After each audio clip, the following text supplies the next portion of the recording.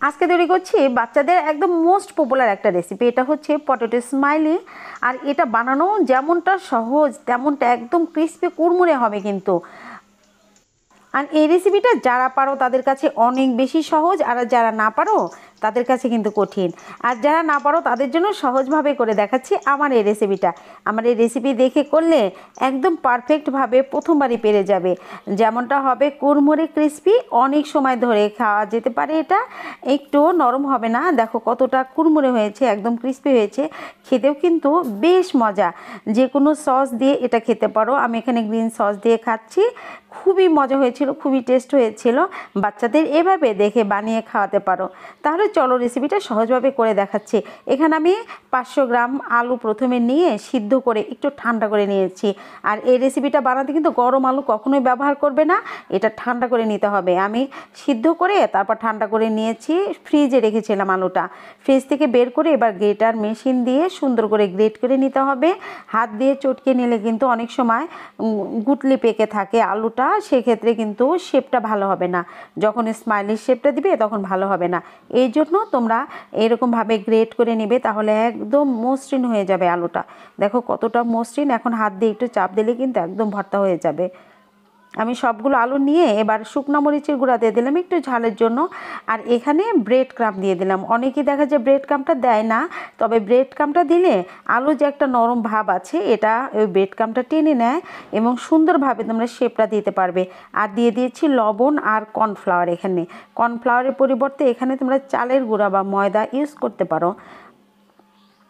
এতো মেখে আমি ফ্রিজে রেখেছিলাম, কিন্তু ফ্রিজে 3-4 ঘন্টার জন্য রেখেছিলাম। এতে করে এত সুন্দর স্মাইলি হবে, একদম ক্রিস্পি কুড়মুড়ে হবে, আর বানাতেও হবে একদম সহজ।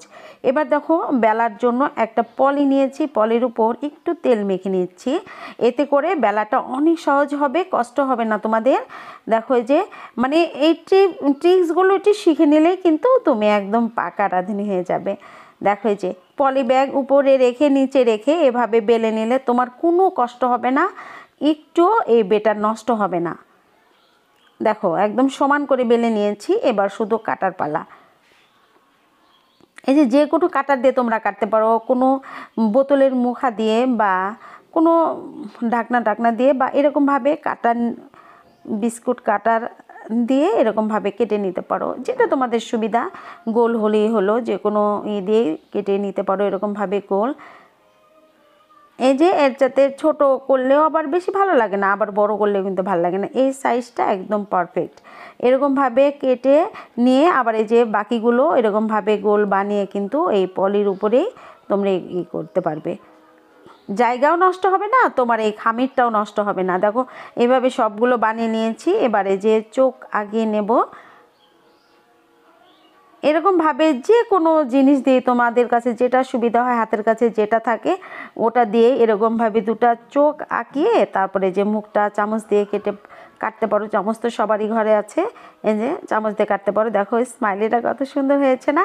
এভাবে সহজভাবে আমি করে নিচ্ছি। অনেক সময় দেখা যায় এরকমভাবে চোখ আঁকাতে নিলে হয় না, তখন একটু কর্নফ্লাওয়ারের মধ্যে ওইটা ডিপ করে নিলে আর লাগবে না, কিন্তু আলু আর উঠে আসবে না, সুন্দরভাবে করা যাবে এই ডিজাইনটা। দেখো সবগুলো ডিজাইন আমি করে নিয়েছি। এবার এই যে হালকা গরম তেলে দিয়ে একটু নাড়াচাড়া করা যাবে না, আপনা আপনি ওরা যখন হয়ে যাবে তখন ভেসে উঠবে।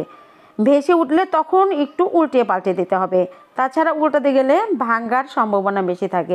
যেহেতু আলু দিয়ে বানানো, বুঝতেই পারছো ব্যাপারটা, এই জন্য নাড়াচাড়া করা যাবে না, দিয়ে চুপ করে দাঁড়িয়ে থাকতে হবে। দেখবে যে কিছুক্ষণ পর ভেসে উঠছে। তারপরে এই যে দেখো কম আঁচে কিন্তু ভাজতে হবে, তাহলে ভিতর পর্যন্ত একদম সিদ্ধ হয়ে একদম কুড়মুড়ে ক্রিস্পি হবে। জোর আঁচে তাড়াহুড়া করে ভাজতে যাবে না, তাহলে কিন্তু ভালো লাগবে না। উপরটা একটু ফুটি হবে, আর খেতেও ভালো হবে না, দেখতেও ভালো লাগবে না। দেখো এই যে তেলটা খুব সুন্দরভাবে ঝরিয়ে নিয়েছি। চাইলে তোমরা টিস্যু পেপারের উপরে রাখতে পারো, তেলটা ঝরে যাবে। এই যে এটা খেতে অসম্ভব মজা হয়, বাচ্চারা খুব বেশি পছন্দ করে। বাচ্চারা কেন, আমরা বড়রাও কিন্তু যখন অবসর টাইমে বসে থাকি একটু চার সাথে খেতে ভালো লাগবে, সস দিয়ে খেতে অসম্ভব মজা লাগে। এটা দেখো এই যে কতটা ক্রিস্পি কুড়মুড়ে হয়েছে, দেখতে যেমনটা সুন্দর খেতে মাশাআল্লাহ অনেক বেশি সুন্দর। আর যে কোনো জিনিস দিয়ে ডিপ করে খেতে পারো, এটা টমেটো সস দিয়ে, গ্রিন সস দিয়ে, চাটনি দিয়ে, যে কোনোভাবেই খেতে পারো, বা একটু চাট মশলা ছিটেও কিন্তু খেতে পারো। খুবই সুন্দর, খুবই মজা। আশা করছি রেসিপিটা তোমাদের কাছে অনেক বেশি ভালো লেগেছে। ভালো লাগলে আমার চ্যানেলটাকে সাবস্ক্রাইব করতে ভুলো না, লাইক কমেন্ট শেয়ার।